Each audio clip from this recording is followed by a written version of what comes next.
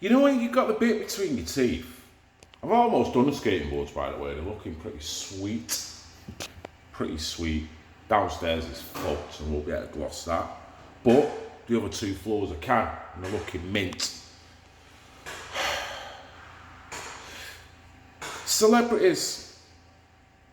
Let's look at the fucking world of celebrityism. This country's systemically racist, right? How many black celebrities? How many? TV, radio, movies, music, DJs, presenters. How many? Doesn't that give you an idea of whether you live in a systemically racist society? Because you wouldn't, would you? You wouldn't be allowing black people to, on a drip level, become more affluent, more powerful, more influential, and fucking rich. Might be new money, but fucking money's money, innit? Pardon my French. So, I don't get it.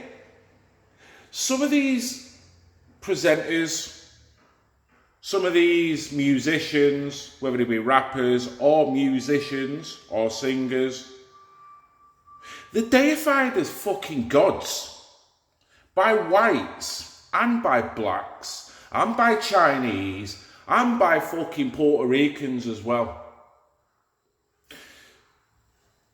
How can it be systemically racist then? Because you wouldn't propel people to them heights. You would keep people at their level. You would. I'll never forget the first ever pictures of a black man, a singer in America, when TV was pretty much first invented, right? The guy was that whited out, and I mean with makeup. He had that much fucking white powder on his face.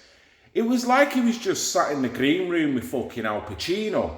I mean, the guy was all African, Afro-American, but they'd made him look as pale as they possibly fucking could.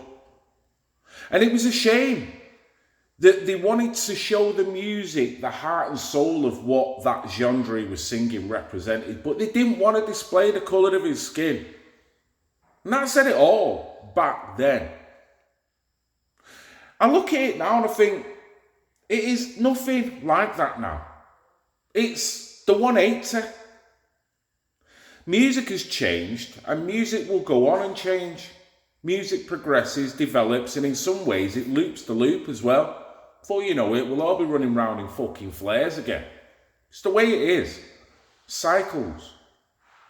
But the music of today, the hip-hop of today, the R&B of today, which in my opinion is very much toxic, very much targeted, and very much a good brainwashing tool as well as having some sick ass beats. So I've got to say that, but the message behind it.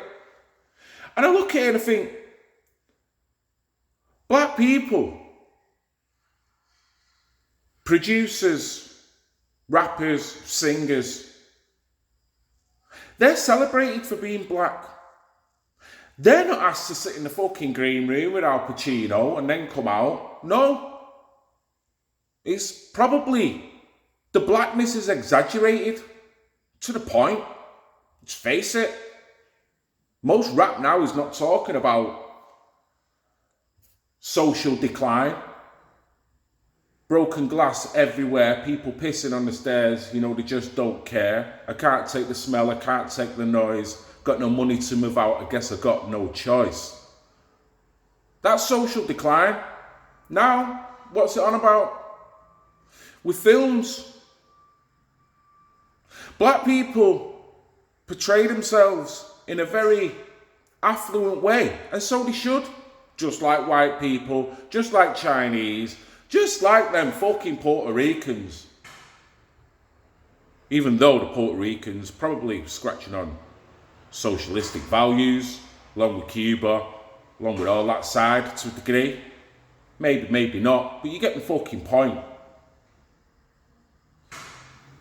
So how can they be in a systemically racist society that's trying to keep you down, trying to make sure the black man don't go anywhere, when you've got more and more millionaires that are black, more entrepreneurs that are black than there's ever been before, more people in high business positions that are black than ever before, more black people teaching white kids than ever before, more black people putting out fires than ever before.